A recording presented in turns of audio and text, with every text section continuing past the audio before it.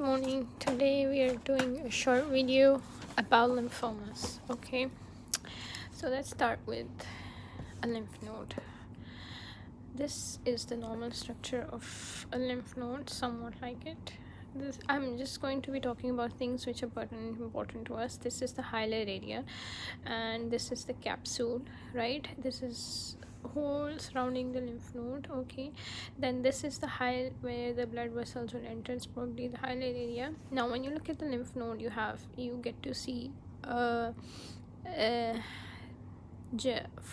first we'll talk about, we have the primary follicles, you can see, and then you can see the secondary follicles, and then this is the interfollicular area which is between these follicles. Okay, and then we have some sinusoids, which are basically blood vessels, and then we have some histiocytes in them, which are known as sinusoidal histiocytes. And this is our capsule. Now in lymph node architecture, if you are looking for there is a difference between a lymphoma morphology and a non-lymphoma morphology to do a general categorization.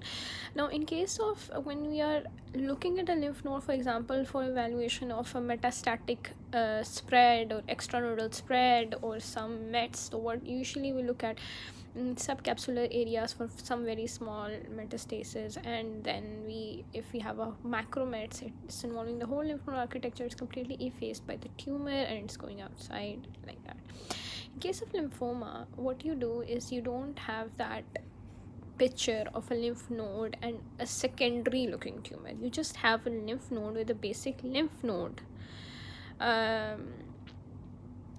morphology. Like basically you don't have the whole epithelial or some other sort of element looking at you right back. Okay, now let's start. Let me tell you that there are two types of follicles. The primary follicle is when there is no exposure to an antigen, and whenever the cells are exposed to antigen, they will form a secondary follicle. Okay, normally these follicles are populated by B cells, right? Okay, and the center of, and we'll discuss the germinal center in detail later. Okay, then secondly we have these areas which are the interfollicular areas, which are between these follicles, and these are populated by T cells, right? Now T cells are universally CD3 positive, and B cells are CD20 usually, not universally but usually CD20 positive. So when we are looking at a lymph node and we want to say whether it is a reactive lymph node or a lymphoma, in which basically a reactive lymph node is a lymph node which is reacting to any infectious state in the body, and what you will get in that is there will be some lymphoid hyperplasia, in which you can see a lot of enlarged follicles and infectious agents like AIDS, and you have dermatopathic lymphadenitis, in which there are some pigment-laden macrophages. Then you have AIDS, where you have these Mickey Mouse follicles and atretic follicles and everything, and then we have lymphomas. So a helpful clue for us is if we do a CD20 and CD3.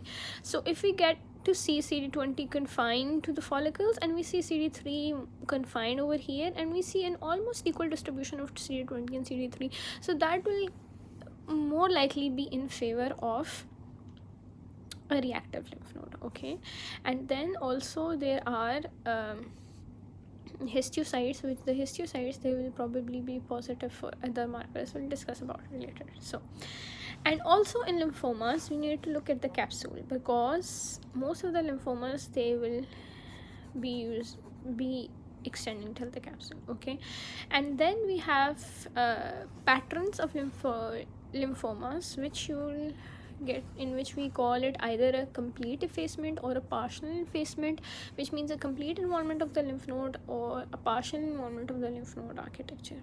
So I think benign states, we'll discuss them later, but for us I think we should focus on the lymphoma part for now. So this is a very nice picture in the WHO fascicle, and this tells you how this whole B cell lymphoma part ends up. So basically you have this bone marrow. The bone marrow has a progenitor B cell, which will change into a pre-B cell, which will change into an immature B cell. Now immature B cell you can see here it has this IgM introduced into it. Okay, now most of your precursor cell neoplasms, which will be lymphoblastic leukemias or lymphomas, they would be originating from this series of cells, which are the progenitor B cell, then you have the pre-B cell, and then you have the immature B cell. These are basically precursor. As a broader term, you can remember it's a precursor B cells, and these are the ones which will give rise to these precursor B cell neoplasms, right? Next, what happens is that these B cells, when they are released from the bone marrow, then we will see them going into the lymph node, right? Now, first we have the naive B cell. Naive B cell is basically a B cell which has not been exposed to any antigen. That will be a naive B cell. And here you can see it has IgM and IgD receptors here. Okay. Now, what happens is when you gets exposed to this antigen, so this naive B cell will be outside. This whole process is happening outside. If it's happening outside the follicle, this will be the scenario. If it's happening in the follicle, it will be a different scenario. So what we're trying to say is, when it comes from the bone marrow, it can either go into the interfollicular area or it can go to the follicular area. If it is in the interfollicular area, then the naive B cell, when exposed to antigen, it will form a plasma cell, which will be a short-lived plasma cell, not with a lot of memory, and then it can form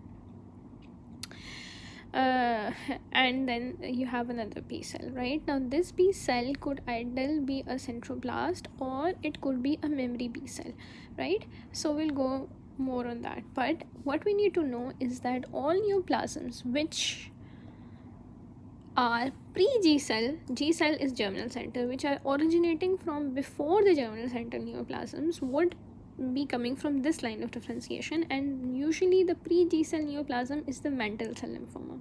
Okay, what you need to do is that you need to know again is that in this, sorry, we have to explain this. We have a follicle. So follicle basically has this central cells which are known as follicular dendritic cells, right? So we call them FDCs, right? Now these cells, they are positive for CD21 and they are positive for CD35, and these, they make a meshwork. When you stain them with immuno, you will see like a meshwork, like this tight meshwork staining. So this shows an intact follicular dendritic cell network, which is seen in the center of the activated germinal center, right? Okay, now this germinal center, it will have a light zone and it will have a dark zone. So basically you will see here a lot of histiocytes, which are cells which are, histiocytes is for protective sort of cells, right? And benign protective sort of cells, right? And they have abundant cytoplasm and like that.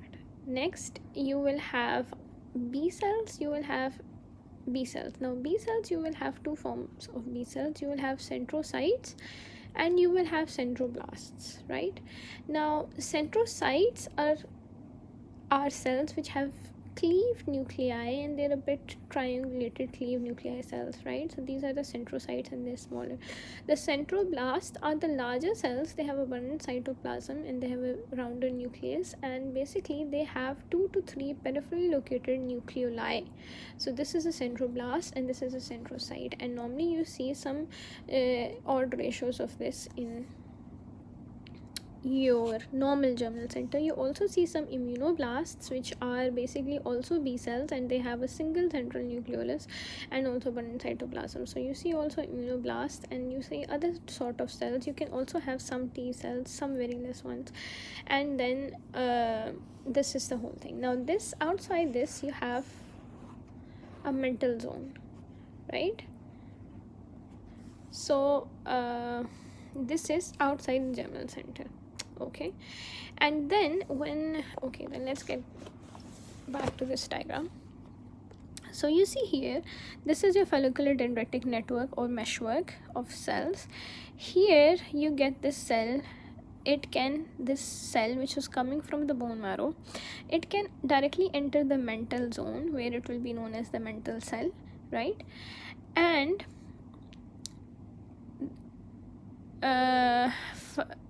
like the mantle cell lymphomas, they will be originating from here, so they will be pre-germ cells, right? Pre-germinal center ones. Now the germinal center neoplasms, which are which I told you, there you have follicular dendritic cell, you have a centrocyte, you have a centroblasts, and then when this is exposed, this whole germinal center is exposed to the antigen, what they do is they make two types of cells. They make plasma cells, and these are long-lived plasma cells which will be making IgG, IgA, IgM, IgD, IgE, all sort of this polytypic light chains, right? And then you have these memory B cells, which will be a sort of your memory, and they will exit into the marginal zone. Now marginal zone is the peripheral zone of the germinal center. So this whole thing, the memory B cell and the plasma cell, they are confined to the marginal zone of the germinal center, right? So what happens is the germinal center neoplasms are the ones, the origins of these are from the germinal center cells. So basically these neoplasms are follicular lymphoma, Burkitt lymphoma, DLBCL. We write it some here because some DLBCLs are germinal center type and some are non-germinal center type, right? So we'll discuss about that later. And then we have Hodgkin lymphoma. So these are the germinal center neoplasms. And then we have post-germinal center neoplasms, which are coming from this train of thought, which is the cells which are post-follicular, right? So in this we have the marginal zone lymphoma, which is coming from the marginal zone, and marginal lymphoma is basically marginal zone lymphoma. It is confined to the lymphoid tissue. And we also have extra marginal zone lymphomas, which are extranodal. Okay, we'll discuss about that later. Then we have, because we had this plasma cell, so we have a lymphoplasmacytic lymphoma, which is coming from here. We have some DLBCLs, which I told you that some are G cell type and some are non-G cell type. And then we have plasma cell myeloma. Myelomas, they originate from these plasma cells. And then we have our small cell lymphoma, SLL or CLL, which will also be coming from here, right? So this is a basic categorization of how B cell lymphomas are going to be working. So this is another important table. It's going to show you how these markers are working. Okay, so these are our bone marrow cells, and these are our peripheral lymphoid tissue cells. Like when the cells, they go into the lymph nodes, they will be known as peripheral lymphoid tissue. And also this can be extranodal, right? Extranodal lymphoid tissues like in intestines, etc. And this is our bone marrow. So what happens is, if you remember, we had a pro B cell, we had a pre B cell, we had an immature B cell, then we have a mature naive B cell, then we have a cell which is going into the germinal center, which is a germinal center B cell, and then coming out after the exposure to antigen, we have a memory B cell which is confined to the marginal zone, and we have a plasma cell, right? Now, important thing is, what are the markers?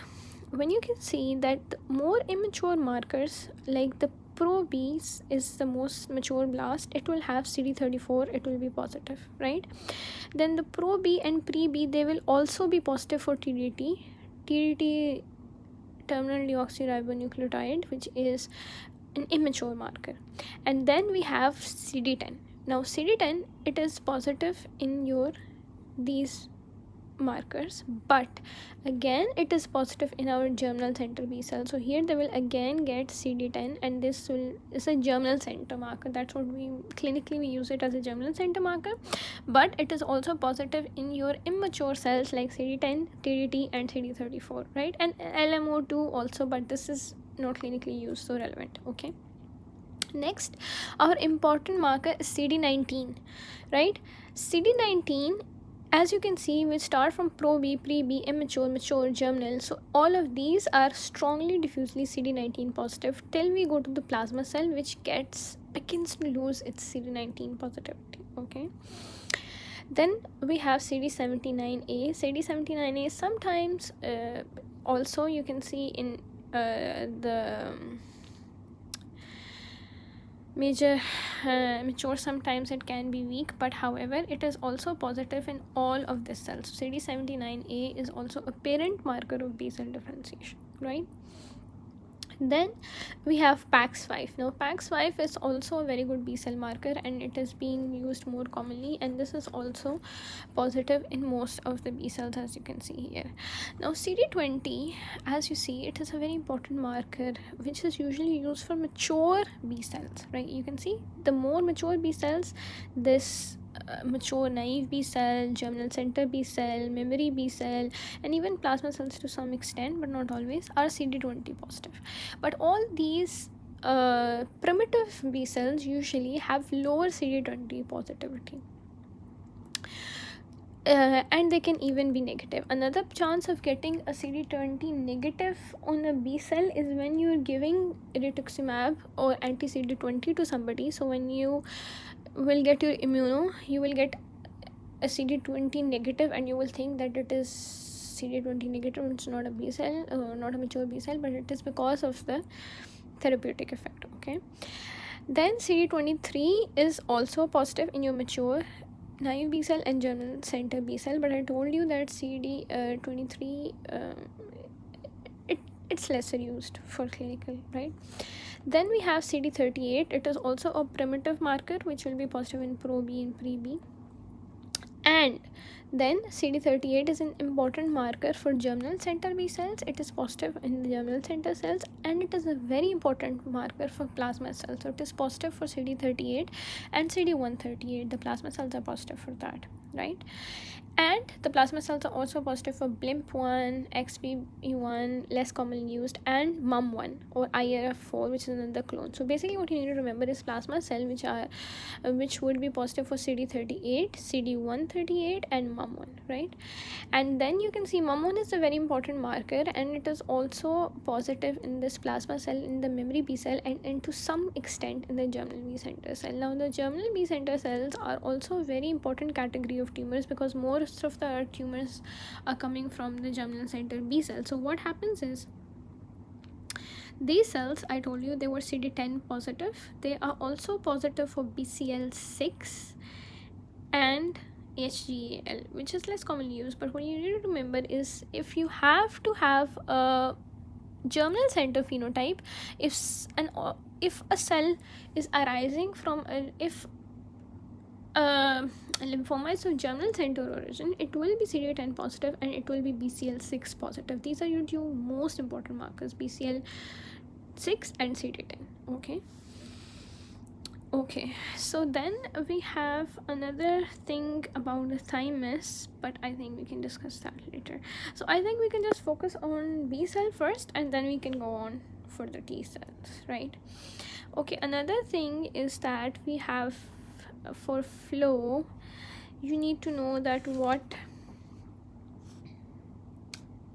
antibodies are being derived here, but I think we'll go on that for in another video.